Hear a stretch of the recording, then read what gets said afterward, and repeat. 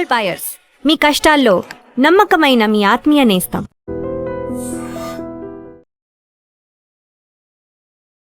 నమస్తే, welcome to I dream talking point with Kavitha.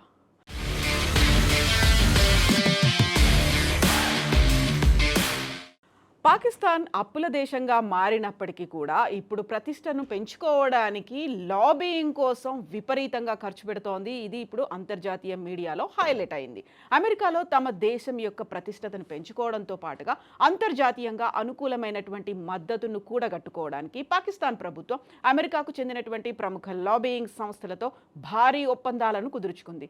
Pakistan తన ప్రతిష్టను కాపాడుకునే ప్రయత్నాల్లో భాగంగా అమెరికాకు చెందినటువంటి Irvin Grave strategy group LLC అనే సంస్థతో ఒప్పందం చేసుకుంది. దీని విలువ సుమారు $1.2 మిలియన్ నుంచి $1.3 మిలియన్ ఉంది.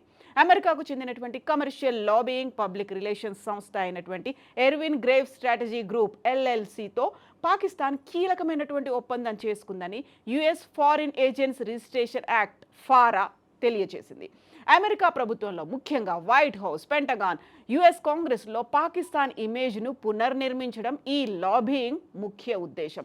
పాకిస్తాన్ ప్రభుత్వం ఇర్విన్ గ్రేవ్ సంస్థ మధ్య మే నెల 1న $1.2 మిలియన్ ఒప్పందం జరిగిందని వెల్లడైంది. పాకిస్తాన్ నెలకు $50,000 చొప్పున 24 నెలల పాటుగా అంటే $1.2 మిలియన్ ఆ సంస్థకు చెల్లించనుందని తెలిసింది.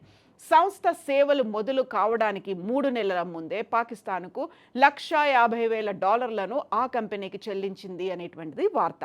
2026 మే 1 నుంచి అమల్లోకి వచ్చే ఈ ఒప్పందం 24 నెలలు అంటే నెలకు $50,000 చొప్పున ఎల్ఎల్సికి పాకిస్తాన్ చెల్లించనుంది. అంటే ఈ ఒప్పందం మొత్తం విలువ $1.2 మిలియన్ సంవత్సరానికి ఉండబోతోంది.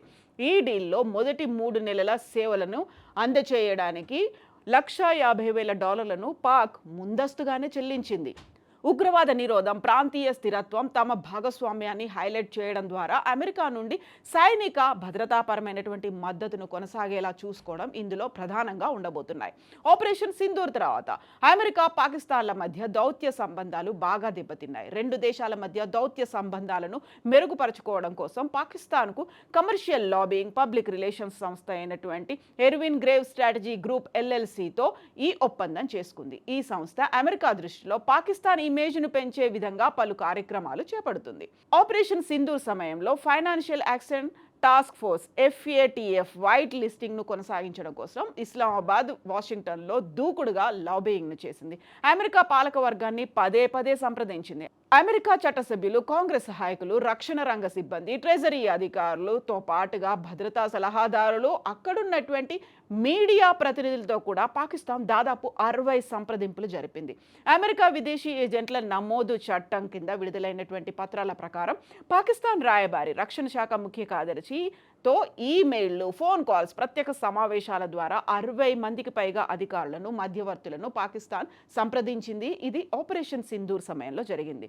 పహల్గామ్ ఉగ్రదాడి తర్వాత భారత్ చేపట్టినటువంటి సైనిక చర్యలను ఆపాలని, ఈ విషయంలో జోక్యం చేసుకోవాలని అమెరికాను ఈ లాబీయిస్టులు కోరారు. ఈ చర్చలు కాంగ్రెస్, పెంటగాన్, స్టేట్ డిపార్ట్మెంట్, ప్రముఖ అమెరికా జర్నలిస్టుల వరకు విస్తరించాయి. పాకిస్తాన్ ప్రతినిధులు కశ్మీర్ వివాదం, ప్రాంతీయ భద్రత, అరుదైన ఖనిజాలు, ద్వైపాక్షిక సంబంధాల గురించి నిశితంగా చర్చించారు.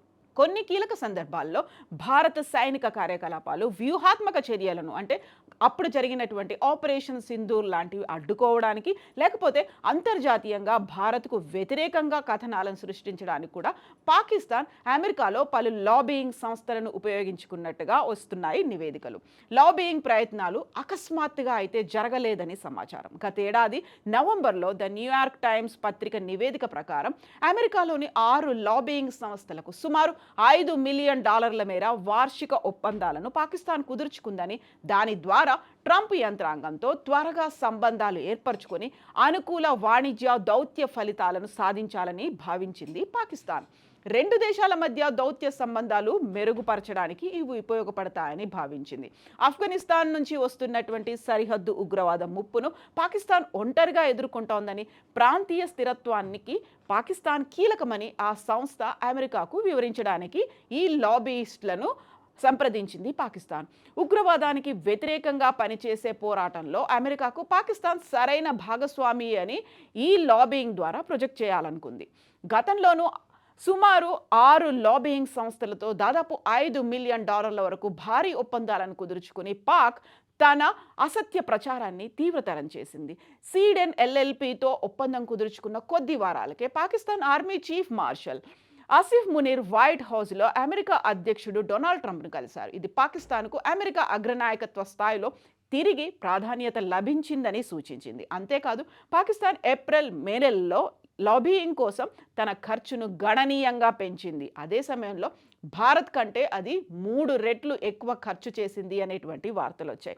అదే తరుణంలో పాకిస్తాన్ ప్రధానితో పాటుగా ఆర్మీ చీఫ్ కూడా డొనాల్డ్ ట్రంప్కు నోబెల్ పీస్ ప్రైజ్ ఇవ్వాలి అనేటువంటి ప్రచారాన్ని చేశారు. ఎట్ ద సేమ్ టైం ఇప్పుడు జరుగుతున్నటువంటి ఇరాన్, అమెరికా, ఇజ్రాయెల్ మధ్య యుద్ధానికి కూడా మధ్యవర్తిత్తులుగా వహించడంతో పాటుగా ఇస్లామాబాద్ను వేదికగా చేయడం కూడా అందులో భాగమనే వార్తలు వినిపిస్తున్నాయి. బట్ ప్రధానంగా ఆపరేషన్ సింధూర్ సమయంలో అమెరికా మధ్యవర్తిత్వం వహించడానికి, అమెరికా ఇన్వాల్వ్ అవ్వడానికి ఈ లాబీయిస్టులు వారిని పాకిస్తాన్ ఎంకరేజ్ చేసింది అనేటువంటి వార్తలు కూడా వస్తున్నాయి. మొత్తానికైతే ఇప్పుడు లాబీయిస్టుల కోసం విపరీతంగా పాకిస్తాన్ ఖర్చు పెడుతోంది. అది కూడా అమెరికా అనుకూలంగా ఉండేటువంటి వారిని సంప్రదిస్తోంది.